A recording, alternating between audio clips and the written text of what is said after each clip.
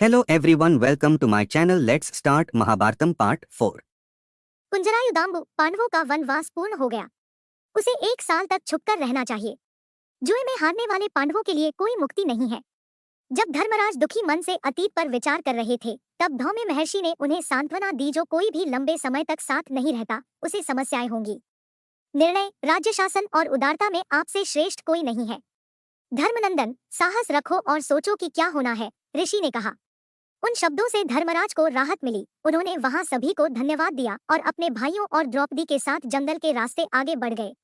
ऋषि धौम्य, जो लगातार पांडवों का पक्ष चाहते थे, उनका अनुसरण करते थे, एक पेड़ की छाया में आराम किया और वहीं रात बिताई।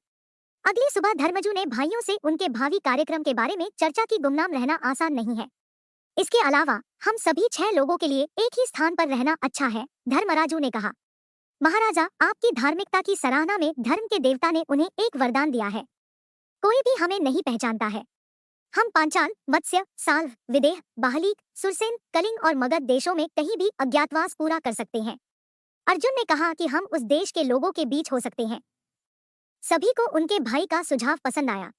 आपने जो कहा वह अच्छा है। मुझे मत्स्यदेशम स्वीकार्य लगता है। मैंने सुना है कि उस देश का शासक विराटराज हर प्रकार से योग्य था। सोचो और हमें बताओ कि हम विराट के पैमाने में कैसे शामिल हो सकते हैं, धर्मराजू ने कहा। लौटते ही उन्होंने विस्तार से कहा, मैं कंकुभट्टू के नाम पर पुण्य पुराण गोष्ठी के आयोजन का उत्तरदायित्व स्वीकार करूंगा। भीम मुस्कुराए और बोले, भाइयों, मैं रसोई में शामिल हो जाऊंगा और राजा की जिह्वा पर प्रभाव डालूंगा। आने जाने वाले मेहमानों का तरह तरह के पकवानों से मनोरंजन भी करती हूँ। अब से मेरा नाम वलालुडु होगा। द्रौपदी ने सहजता से आई मुस्कान को अपने होठों पर छिपा लिया। पांडव के मध्य पुत्र अर्जुन ने अपनी स्थिति बताई। जब मैं अमरावती गया तो देवी उर्वशी ने मुझे नपुंसक बनाने का श्राप दे दिया, लेकिन इंद्र ने मुझसे वादा किया कि मैं उस श्राप का परिणाम अपनी इच्छानुसार भोग सकता हूँ। अब मैं उस अभिशाप को आशीर्वाद में बदल दूंगा। मैं सशुल्क फॉर्म और बृहन्ना के नाम के साथ नाट्याचार्य के रूप में विराट के पूल में शामिल हो जाऊंगी। मैं हरम में लस्याचतुरी करूंगी और तिष्ठा करूंगी। सभी ने इस विचार की सराहना की। नकुलु ने कहा कि उसे विराट के किले में दमग्रंथी के नाम से घोड़े के प्रशिक्षक के रूप में पद मिलेगा। सहदेव ने कहा कि वह तंत्रिप्लु के नाम से मत्स्यसादेसादिसु की गौशाला में शामिल होंगे। द्रौपदी बनी हुई है। पांडवों के चेहरों पर चमक देखकर द्रौपदी मुस्कुराई और बोली, मैं सैरंद्री वेशधारी और मत्स्यभुक्ति पट्टमहिषी की निजी परिचारिका के रूप में काम करूंगी। धर्मराज ने द्रौपदी और भाइयों को बरती जाने वाली सभी सावधानियों के बारे में बताया।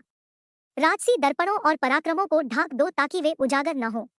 उन्होंने सभी को चेतावनी देते हुए कहा, नींद में भी मत भूलो कि कौरव संप्रदाय लगातार हमारी गुमनामी को भंग करने की कोशिश कर रहा है। जब वे विराट कोलुहु के लिए प्रस्थान करने वाले थे, तो धौम्य महर्षि ने उन्हें कुछ कहावतें सुनाई। Don't forget, like, comment, share, subscribe. And thanks for watching.